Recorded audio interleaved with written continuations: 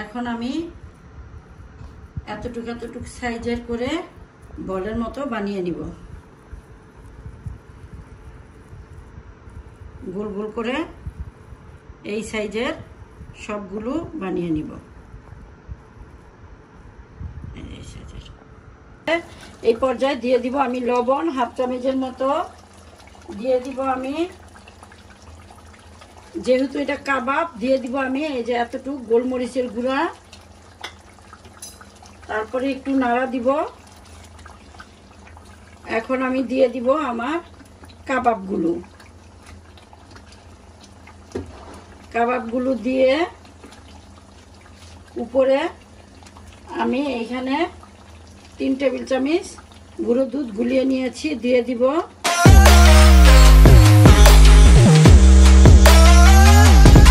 আসসালামু আলাইকুম ভিউয়ার্স, আমি আরেকটি রেসিপি নিয়ে হাজির হলাম।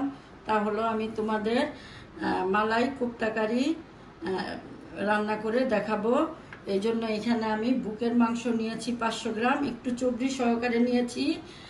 আর এখানে আমি বড় সাইজের 2টা পেঁয়াজ, 3টা কাজু বাদাম আর 5-7টা কাঁচামরিচ আর একটু ধনিয়া পাতা নিয়েছি। আমি একত্রে ব্লেন্ড করে নিব। তোমরা চাইলে এখানে পুদিনা পাতাও ব্যবহার করতে পারো। আমি ব্লেন্ড করে তারপরে ফিরে আসব। আমার চিকেনের কিমাগুলো হয়ে গিয়েছে। এই চিকেনের কিমার সাথে যা যা মেশাবো: 1 চামচ আদা রসুনের পেস্ট, 1 চামচের থেকে কম, 1 চামচের 3 ভাগের 2 ভাগ হলো গোলমরিচের গুঁড়া।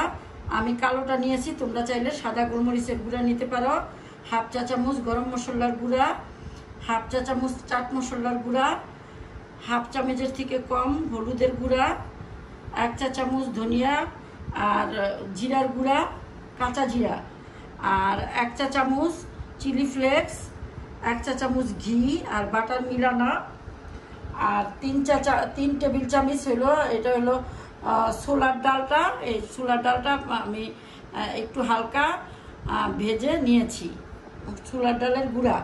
আর এইখানে আমার ব্রেড নিজে বাসায় শুকিয়ে গুঁড়া করে নিয়েছি। এই সবগুলো উপকরণ আমি একসাথে মিশিয়ে নিব। আর নিব আমি আন্দাজ মতো লবণ। এইখানে আমি এই 1 চা চামচের থেকে কম লবণ নিয়ে নিলাম। এখন আমি সমস্ত উপকরণগুলো একসাথে মেশাবো। আমার সমস্ত উপকরণগুলো মেশানো হয়ে গিয়েছে। এখন আমি এতটুকু সাইজের করে বলের মতো বানিয়ে নিব। গোল গোল করে এই সাইজের সবগুলো বানিয়ে নিব।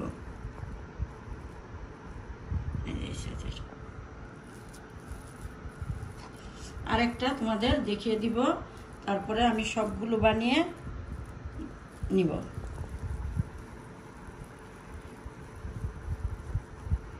এই তো ঠিক এইভাবে করে আমি সবগুলো বল বানিয়ে তারপরে আবার তোমাদের দেখাবো।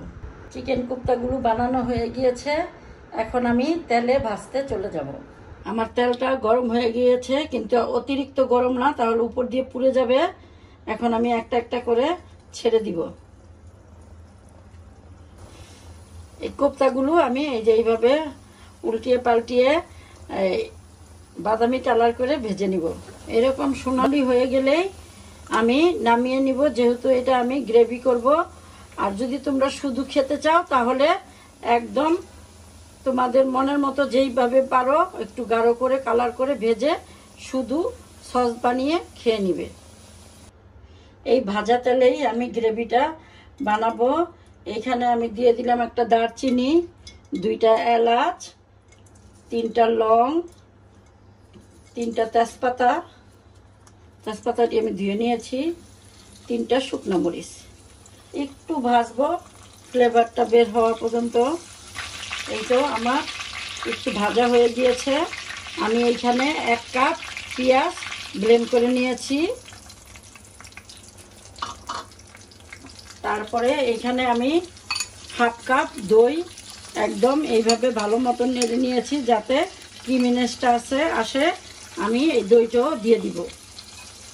এখন আমি নাড়তে থাকবো একদম পেঁয়াজের যে আলাদা একটা ফ্লেভার থাকে ওইটা যাওয়া পর্যন্ত আমি নাড়তে থাকবো।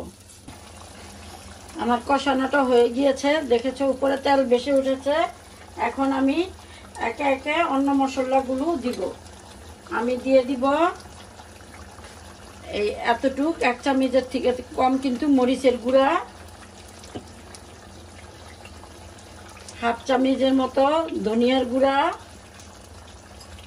তারপরে 1 চা চামচ আদা রসুনের পেস্ট, 1 টেবিল চামচ এই টমেটোর পেস্ট দিয়ে এইটাও আমি ভালো মতো কষিয়ে নিব। আর এইখানে আমার কাজু বাদাম পেস্ট আছে 1 টেবিল চামচ, এইটাও আমি দিয়ে দিব, দিয়ে ভালো মতো কষিয়ে নিব। আমার সমস্ত উপকরণগুলো সুন্দর কষানো হয়ে গিয়েছে। এই পর্যায়ে দিয়ে দিব আমি লবণ 1/2 চামচের মতো দিয়ে দিব। আমি যেহেতু এটা কাবাব, দিয়ে দিব আমি এই যে এতটুকু গোলমরিচের গুঁড়া, তারপরে একটু নাড়া দিব। এখন আমি দিয়ে দিব আমার কাবাবগুলো দিয়ে উপরে আমি এইখানে 3 টেবিল চামচ গুঁড়ো দুধ গুলিয়ে নিয়েছি, দিয়ে দিব একটু পানি দিয়ে ঢাকা দিয়ে রাখবো কতক্ষণ যে এটা একটু ফোটে আর ভিতরে গ্রেভিটা একটু ঢোকে কাবাবের। আমি এখন দিয়ে দিব গরম মশলার গুঁড়া 1/2 চামচের মতো, আর দিয়ে দিব কাঁচামরিচ 5-6টা, আর দিয়ে দিব একটু কেওড়া জল। এখন আমি মিনিট 2-1 মতো রাখবো, রেখে নামিয়ে পরিবেশন করে তোমাদের দেখিয়ে দিব। দেখো দেখতে কি সুন্দর লোভনীয় লাগছে আমার মালাই কোপ্তা কারিটা। তোমরা ঠিক আমার মতো কোপ্তা কারিটা বানিয়ে রান্না করে খেয়ে দেখো, ভালো লাগবে। ভালো লাগলে আমাকে লাইকস, কমেন্টস, সাবস্ক্রাইব করে আমার পাশে থেকো, এবং ফেসবুকে থাকলে আমাকে একটা ফলো দিয়ে পাশে থেকো। আল্লাহ হাফেজ।